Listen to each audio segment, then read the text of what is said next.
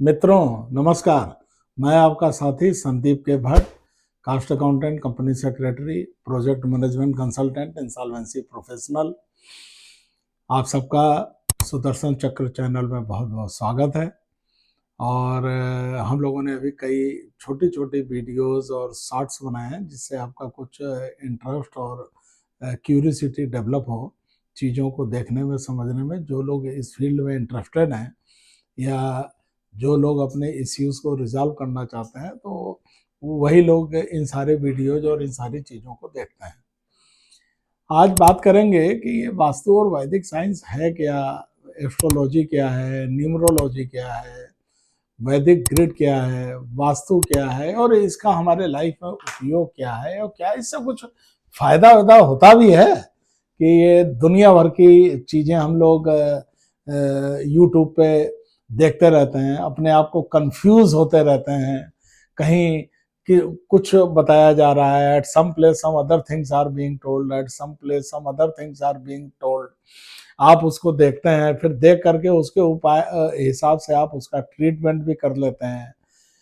भले ही वो आपके लिए बेनिफिशियल है कि नहीं है, या किस तरीके से है, या कहीं आप अपने इनेमी नंबर का ट्रीटमेंट कर रहे हैं, या जो प्लेनेट आपको सूट नहीं कर रहा है आपका, उसको किस तरीके से ट्रीटमेंट करना चाहिए। उसमें दान देना है तो आप उसके मंत्र का जप कर रहे हैं, मंत्र जप करना है, या उनके लिए और कुछ लाल किताब के उपाय हैं, कुछ और वैदिक उपाय हैं, उसको करना है। तो इन चीज़ों को एक प्राइमरी फेसाई हम लोग समझते हैं। थोड़ी वीडियो लंबी होगी, इसको आप पूरा देखेंगे तो आपको बहुत ज़्यादा क्लियरिटी होगी कि ये किस तरीके की साइंस है और किस तरीके से हम लोग अपने इश्यूज़ को क्या वास्तव में रिजॉल्व कर भी सकते हैं, कि ये जो है एक सिर्फ उसी तरीके से चीज़ें, जैसे और चीज़ें हैं कि लोगों को बेवकूफ़ बनाना या कुछ मिसगाइड करना। तो आप लोग जानते हैं कि वी आर प्रोफेशनल्स।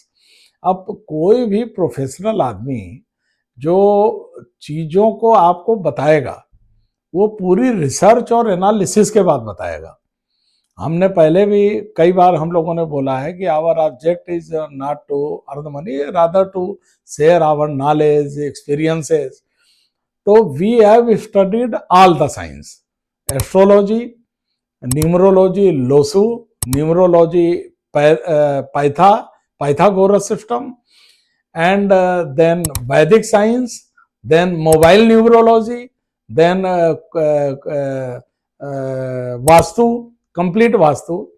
इन सारी चीज़ों का जब बहुत गहन अध्ययन किया over the period of approximately you can say 1 year. Interest तो बचपन से ही था, तो थोड़ा सा प्रोफेशन से टाइम मिल गया तो चीज़ों को थोड़ा मैनेज किया। और होता भी है कि जब एक आपकी सर्टेन एज हो जाती है तो आप अपनी दबी हुई इच्छाओं को पूरा करते हैं।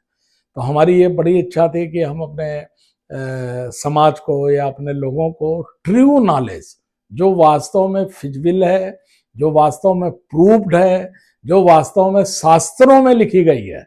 मतलब ये नहीं कि कोई आदमी अपने मन से उन चीज़ों को तोड़ मरोड़ के और अपने हिसाब से वो आपके सामने पेश कर दे। तो जो वास्तव में शास्त्रों में है और जो वास्तव में हमारे महर्षि और जो ज्ञानी लोग हैं वो बता गए हैं, जो वर्णित है, सही और गलत का फैसला तो शास्त्र करेंगे ना। अगर हम कोई चीज कह रहे हैं कि साहब आप इस काम को करिए, आप कह रहे हैं नहीं जी आप गलत कह रहे हैं, हमको तो इस काम को करना है, तो इसका फैसला कौन करेगा? इसका फैसला सिर्फ और सिर्फ शास्त्र ही करेंगे। और हमारे शास्त्र और पुराणों में पूरे ब्रह्मांड का ज्ञान है। हमारा दुर्भाग्य यह है कि वो ज्ञान हमसे वंचित रह गया। हम लोग भौतिकतावाद की तरफ भाग गए और वेस्टर्न कल्चर को हमने पूरा अपने सिस्टम में, अपनी चीज़ों में एडॉप्ट कर लिया।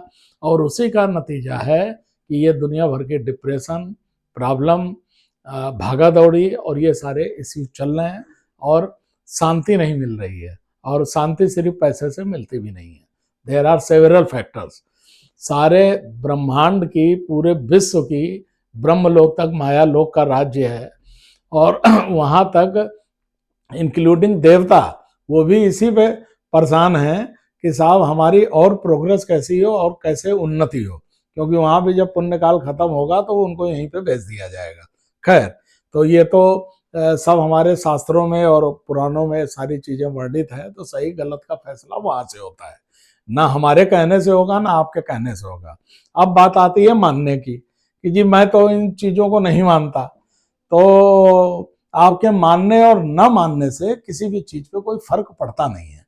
एक्चुअली जो चीज है, अगर 2 जा 2 4 होता है तो 4 ही होगा, आप उसको माने चाहे मत माने, क्योंकि ये हजारों सालों से आजमाई हुई चीजें हैं, प्रूव्ड चीजें हैं। हमारा ज्ञान का भंडार भरा हुआ था, नालंदा विश्वविद्यालय में 6 महीने तक हमारी किताबें जलती रहीं, तो इतना ज्ञान था, फिर भी हमारे पूर्वजों ने बहुत सारी चीजों को सेव किया, बचा करके रखा। लेकिन अफसोस इस बात का होता है कि उस ज्ञान में डीपली पेनिट्रेट करके और सही बात बताने के बजाय लोग बाग उसको अपने हिसाब से ट्विस्ट करके, अपने हिसाब से कहीं से सुन के, कहीं किसी ने कुछ बोल दिया उसको देख के, हर चीज के पीछे तर्क होना चाहिए। अगर आप हमसे ये पूछेंगे कि जी हमारा साउथ और वेस्ट हैवी क्यों होना चाहिए, तो उसके पीछे उसका तर्क होना चाहिए। अगर तर्क नहीं है तो वो फिर वो बेकार की चीज है। अगर हम ये काम कर रहे हैं तो क्यों है, उसके पीछे पूरा साइंस है। तो अब इसको समझते हैं थोड़ा सा। देखिए, एक चीज अच्छी तरीके से अपने कॉन्सेप्ट में आप लोग क्लियर कर लीजिए, जो भी इसको देखेंगे मैं मानता हूं कि सीरियस लोगों के पास ही ये चीज जाएगी। तो आप एक मैन्युफैक्चर्ड प्रोडक्ट हैं, आपकी मैन्युफैक्चरिंग हो चुकी है, आपके ट्रेड में जो आपने पाप कर्म किए, जो पुण्य कर्म किए अपने हजारों लाखों जन्मों में, ऐसा नहीं है कि भगवान कृष्ण के काल में हम नहीं थे या राम जी के काल में नहीं थे, हम थे, हम हर उसमें थे। ये हमारे सारे आचार्य लोग इन बातों को बताते हैं शास्त्रों के आधार पे। तो हमारी मैन्युफैक्चरिंग तो हो चुकी भाई साहब, तो पाप भी है पुण्य भी है। बहुत पुण्य कर्म किए होते तो किसी और लोक में होते, बहुत पाप किए होते तो फिर पेड़ पौधों की लोक में होते, जानवरों की लोक में होते, या पाताल लोक में होते, या कीड़े मकोड़े बनते। तो इसको हम माने या ना माने, ये तो प्रूव्ड है, आत्मा प्रूव्ड है। आत्मा का ही ट्रेवल होता है, आत्मा चित्त और बुद्धि आपकी लेकर ट्रेवल करती है, चित्त बुद्धि अहंकार सब लेकर ट्रेवलिंग होती है, वही आगे कैरी फॉरवर्ड हो जाती है। इसमें भगवान का कोई रोल नहीं है। आपने रॉ मटेरियल जो डाला मशीन में वो फिनिश्ड निकल गया, इसमें फैक्ट्री का एमडी क्या करेगा भाई? आप अगर उसमें मिक्सिंग आपने खुद ही गलत कर दी तो खुद ही उसका मैन्युफैक्चरिंग फाइनल प्रोडक्ट उसका गड़बड़ हो गया, मैन्युफैक्चरिंग गड़बड़ हो गई। तो हमारे में पाप और पुण्य दोनों भरा हुआ है। जब पुण्य काल उदय होता है तो सारी चीजें बड़ी अच्छी आपके हिसाब से आपको लगती हैं कि भौतिकतावाद की, हमारे पास गाड़ी आ गई, घर आ गया, बहुत अच्छी पत्नी मिल गई, बहुत अच्छे बच्चे निकल गए। बच्चों का तो खैर अपना भाग्य है, लेकिन पत्नी तो आपसे जुड़ी हुई है, आपकी कुंडली से भी बच्चों का और पत्नी का और आपके पिता माता का भाग्य देखा जा सकता है। तो खैर, तो जब पुण्य पाप कर्म उदय होगा तो आपको सारे के सारे विपरीत परिणाम मिलने शुरू हो जाएंगे। आपने कई लोगों को देखा होगा कि जी तो बड़ा पाप करते हैं, लेकिन देखो क्या ऐसा है जी, वो 5-5 गाड़ियां हैं, 10 कोठियां हैं। आपको लगता है कि उसमें उसको आनंद आ रहा है, उसकी आंतरिक स्थिति आपको पता नहीं है, पहली बात। दूसरी बात, अभी उसका पुण्य काल चल रहा है, तो जितने भी काम करेगा वो सारे के सारे काम उसके बहुत मतलब पुण्य काल का उसको फल मिल रहा है, और जो पाप कर्म बन रहे हैं उसका फल उसको आगे मिलेगा इस जन्म में या अगले जन्म में। आपने बहुत लोगों को तो इसी जन्म में देख लिया होगा, बहुत सारे लोग हैं, भरे हुए हैं, एग्जाम्पल्स भरे हुए हैं। और बिना किसी गलती के अगर आपको दंड मिल रहा है तो वो आपका प्रारब्ध है। आपने कुछ ऐसे कर्म किए हैं जो आपने गलती कोई नहीं की, लेकिन आपको दंड मिल गया। तो अब ये जो साइंस है ये एलिमेंट बैलेंसिंग साइंस है, प्लेनेट बेस्ड साइंस है। अब आप ये समझिए कि आप इस चीज को बहुत अच्छी तरीके से एनालाइज कर सकते हैं कि ए और बी की लड़ाई है। तो अगर आपको ये पता चले कि ए और बी एक साथ बैठे हैं तो आप यहाँ बैठे बैठे कंक्लूड कर देंगे वो दोनों लड़ ही रहे होंगे। या ए और बी की दोस्ती है तो कहीं भी बैठे हैं तो आप ये अंदाज लगा सकते हैं कि वो दोनों बैठे हैं तो उनकी बढ़िया पार्टी चल रही होगी, बढ़िया चीजें चल रही होंगी। ऐसे ही प्लैनेट्स का है, ऐसे ही न्यूमरोलॉजी है।